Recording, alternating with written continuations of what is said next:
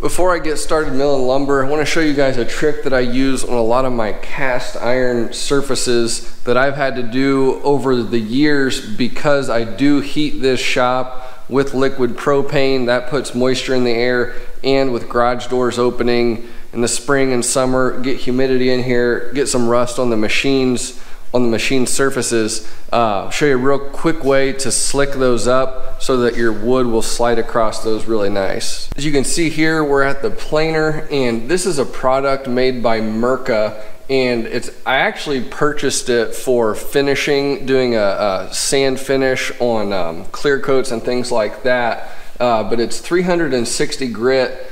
I'm not sure what they call it, if it's called Abranet or something like that maybe, but anyways, oh, it's called Merlon. That's what it's called. Mirka makes it 360, and it works great for kind of buffing out the surface on cast. It gets that light layer of rust off and gets a little bit of that pitting that can happen done. But what I like to do is actually cut the pieces in half and then take your orbital sander and just put the piece on the bottom of your orbital sander and then turn it on and just go around, and it just kind of buffs any of that rust off, makes it super slick.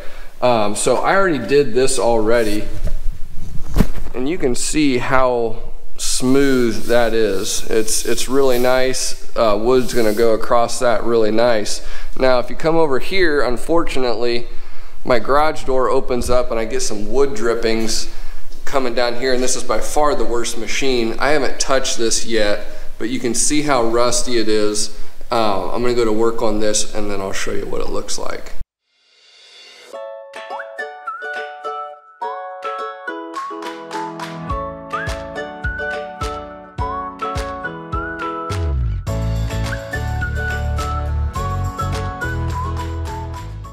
So as you can see, that made really quick work of that rust that had developed across there. I'll link this product in the notes below. Great stuff to have in the shop on hand. Just throw it under a sander and makes quick work of it.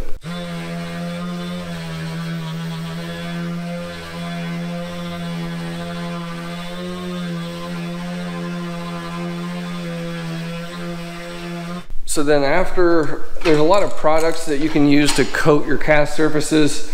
I've been using Glide Coat. The one thing you have to remember with it is after you're done, turn the can upside down and spray it. Otherwise, it'll dry on the tip and the can will basically be worthless without a new tip. So just give that a spray over the top. And then I find that I like to let it kind of tack up and dry a little bit, and then I actually buff it rather than just leaving it sit there and dry.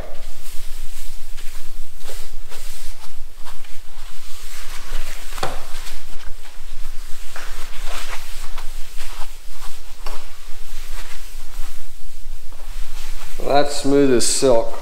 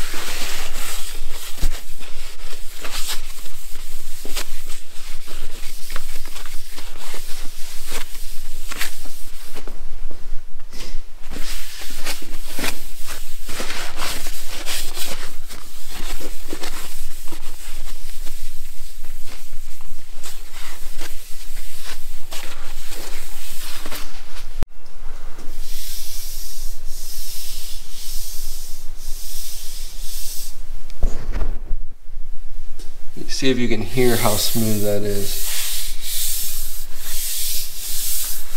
Like butter.